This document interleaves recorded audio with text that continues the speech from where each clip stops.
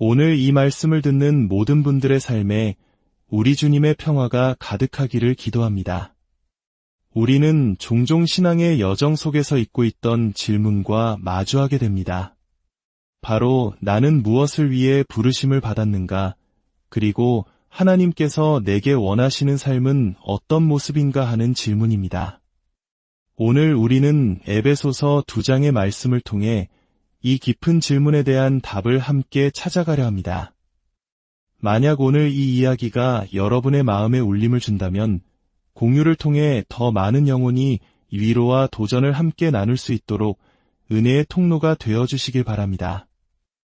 여러분의 작은 나눔이 누군가에게는 절실한 희망의 메시지가 될 수 있습니다. 지난 시간 우리는 교회가 나아가야 할 새로운 방향, 즉 가장 큰 계명과 지상 대의임령에 대해 함께 꿈꾸었습니다.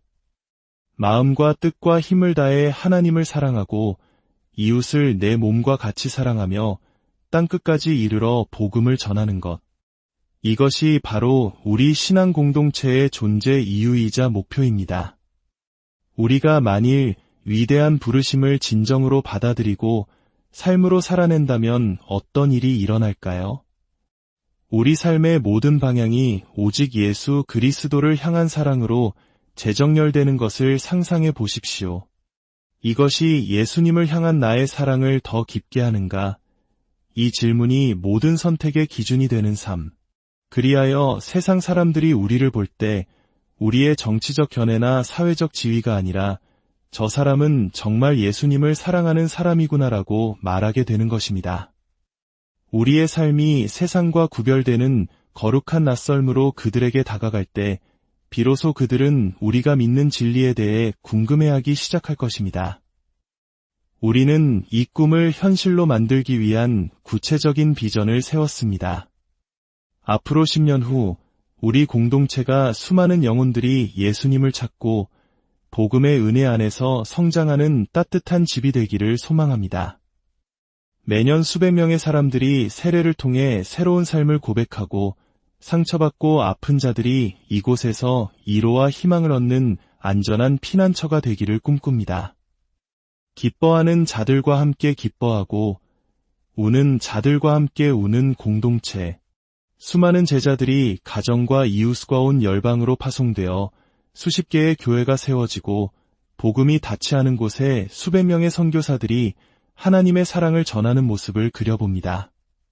하지만 이 모든 원대한 비전이 그저 종이 위에 쓰인 글자로 남지 않으려면 우리에게는 영적인 움직임, 즉 생기가 필요합니다. 성령께서 우리 안에 잠자고 있는 믿음을 깨우시고 우리를 위대한 이야기 속으로 힘차게 이끄셔야만 합니다. 지난 몇 년간 이 비전을 품고 기도하며 씨름하는 동안 저는 우리에게 절실히 필요한 3가지가 있음을 깨달았습니다. 첫째, 우리는 하나님의 은혜를 온전히 받아들여야 합니다. 둘째, 우리는 각자에게 주어진 소명을 끌어안아야 합니다. 셋째, 우리는 우리의 이성적 한계를 뛰어넘는 더 큰 믿음을 하나님께 구해야 합니다. 오늘 우리가 함께 묵상할 에베소서 2장 1절부터 10절까지의 말씀 속에 이 3가지 열쇠가 모두 담겨 있습니다. 그는 허물과 죄로 죽었던 너희를 살리셨도다. 그때에 너희는 그 가운데서 행하여 이 세상 풍조를 따르고 공중의 권세 잡은 자를 따랐으니 곧 지금 불순종의 아들들 가운데서 역사하는 영이라. 전에는 우리도 다 그 가운데서 우리 육체의 욕심을 따라 지내며 육체와 마음에 원하는 것을 하여 다른 이들과 같이 본질상 진노의 자녀이었더니 긍휼이 풍성하신 하나님이 우리를 사랑하신 그 큰 사랑을 인하여 허물로 죽은 우리를 그리스도와 함께 살리셨고 또 함께 일으키사 그리스도 예수 안에서 함께 하늘에 앉히시니 이는 그리스도 예수 안에서 우리에게 자비하심으로써 그 은혜의 지극히 풍성함을 오는 여러 세대에 나타내려 하심이라.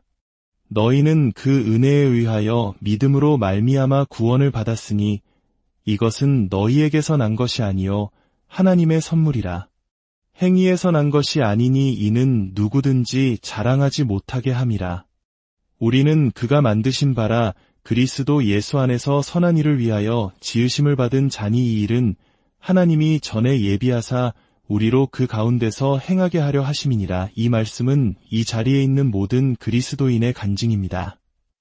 당신의 배경이 어떻든, 얼마나 선하게 살아왔다고 생각하든, 혹은 얼마나 큰 죄를 지었다고 생각하든 상관없이 우리 모두의 이야기는 죽음에서 생명으로 옮겨진 이야기입니다. 그래서 첫 번째 열쇠는 하나님의 은혜를 받아들이는 것입니다. 이것은 죽음의 그늘 아래에서 생명의 빛으로 나아오라는 하나님의 초대입니다. 성경이 말하는 유일한 진실은 이것입니다. 창조주 하나님께서 모든 것을 만드시고 보시기에 좋았더라 말씀하셨고, 인간은 그분과 완벽한 조화 속에 있었습니다. 그러나 아담의 불순종으로 죄가 세상에 들어왔고 그 완벽한 관계는 깨어졌습니다. 우리는 하나님의 임재로부터 쫓겨났고 서로를 미워하며 갈등하게 되었습니다. 이것이 바로 신학자들이 말하는 타락입니다. 문제는 너무나 많은 사람들이 이 타락의 이야기에서 벗어나지 못한다는 것입니다. 죄와 죽음의 굴레에 갇혀 하나님으로만 채워질 수 있는 영혼의 갈증을 세상의 것들로 채우려 발버둥칩니다. 더 많은 돈, 더 높은 지위, 찰나의 쾌락. 하지만 그것들은 결코 우리를 만족시킬 수 없으며 오히려 더 깊은 수치심과 죄책감만을 남깁니다. 마치 멈추지 않는 쳇바퀴 위를 달리는 것과 같습니다. 많은 신앙인들조차 이 쳇바퀴 위에서 벗어나지 못합니다. 바울이 분명히 행위로 얻을 수 없다고 선언한 구원을 끊임없는 종교적 행위와 노력으로 얻으려 했습니다. 하나님의 기쁨 안에서 안식하는 대신 스스로를 활동의 노예로 만듭니다. 하나님께서 우리의 연약하고 부족한 모습을 이미 다 아시고 그럼에도 불구하고 우리를 사랑하신다는 사실 앞에 온전히 녹아내리는 것은 어떨까요? 죄와 싸우는 가장 강력한 무기는 결단이나 의지가 아니라 사랑입니다. 하나님의 말씀을 통해 예수님을 향한 사랑을 키워나갈 때 세상의 초라한 유혹들은 힘을 잃게 됩니다. 사탄이 내미는 보잘것없는 것들을 보며 우리는 이렇게 말할 수 있게 됩니다. 이것과 주님을 바꿀 수는 없어. 많은 현대인들은 죄라는 단어 자체를 불편해합니다. 그들은 문제가 죄가 아니라 치유받지 못한 상처나 심리적 결핍이라고 말합니다. 하지만 성경은 분명히 말합니다. 우리 삶의 근본적인 문제는 바로 하나님을 향한 반역, 즉 죄입니다. 그리고 더 위대한 이야기는 예수님께서 바로 그 죄인들을 향해 이리로 오라, 생명으로 나아오라고 손 내미신다는 것입니다. 그분은 내가 엉망인 것을 안다. 십자가가 무엇을 위한 것이었다고 생각하느냐? 이리 와서 생명을 얻으라고 말씀하십니다. 제발 스스로를 고치려는 노력을 멈추고 10년 전의 실수에 얽매이는 것을 멈추십시오. 그저 숨을 깊이 들이쉬고 그리스도 안에서 당신을 향한 하나님의 사랑을 느껴보십시오. 당신의 핵심 정체성은 하나님께 사랑받는 자입니다. 두 번째 열쇠는 우리의 소명을 끌어안는 것입니다. 10절은 말합니다. 우리는 그가 만드신 바라. 여기서 만드신 바라는 헬라어 단어는 포이에마인데 시라는 단어의 어원입니다. 그렇습니다. 우리는 하나님의 걸작품이며 그분의 시입니다. 한 줄 한 줄 세심하게 쓰인 시처럼 우리는 선한 일을 위해 특별한 목적을 가지고 창조되었습니다. 시편 139편은 우리가 신묘막측하게 지음받았다고 말하며 사도행전 17편은 하나님께서 우리의 시대와 거주지의 경계를 미리 정하셨다고 말합니다. 이것은 당신이 지금 일하고 살고 머무는 그곳이 결코 우연이 아님을 의미합니다. 또한 로마서 12장은 성령께서 우리 각자에게 그분의 영광을 위해 사용할 은사를 주셨다고 말씀합니다. 이것을 분명히 들으십시오. 하나님은 당신의 삶에 대한 부르심, 즉 소명을 가지고 계십니다. 단지 목회자나 특별한 사역자들뿐만 아니라 바로 당신의 삶을 향한 계획이 있으십니다. 당신은 하나님에 의해 독특하게 창조되었고 전략적으로 지금 그 자리에 배치되었습니다. 우리는 흔히 소수의 전문가들이 사역을 이끌고 나머지 사람들은 그저 지켜보거나 후원하는 역할에 머물러도 된다고 생각하는 경향이 있습니다. 이것은 종교개혁 이전의 모습과 다르지 않습니다. 그러나 성경이 말하는 만인 제사장설은 우리 모두가 하나님의 일꾼임을 선포합니다. 하나님의 나라에는 후보 선수나 벤치를 지키는 사람이 없습니다. 성령으로 충만한 모든 사람이 경기장에 서 있는 주전 선수입니다. 당신의 직업이 용접공입니까? 당신은 용접을 통해 사역하도록 부름받았습니다. 교사이십니까? 당신은 가르침을 통해 사역하도록 부름받았습니다. 당신이 있는 모든 영역이 당신의 사역지입니다. 쓸개를 생각해 보십시오. 쓸개는 담즙을 만드는 그다지 영광스럽지 않은 기관입니다. 누구도 나는 교회의 쓸개가 되고 싶다고 말하지 않을 것입니다. 하지만 쓸개에 문제가 생겨 극심한 고통을 겪어본 사람에게 물어보십시오. 그 작은 기관 하나가 제 역할을 하지 못할 때 온몸이 어떻게 무너지는지를 말입니다. 당신의 은사가 무엇이든 그것은 그리스도의 몸을 세우는 데 필수적입니다.